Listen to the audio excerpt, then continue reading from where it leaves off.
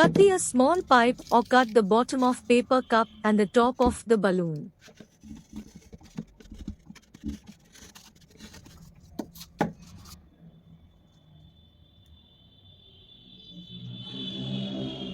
Stretch the bottom part over the cup so that the opening of the balloon is on the edge of the cup.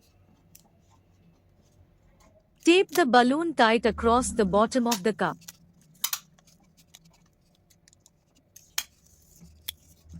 Cut the straw in half and insert one piece into the opening of the balloon.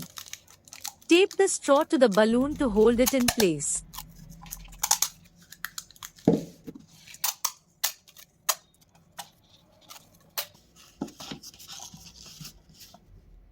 Blow into the straw to sound the horn.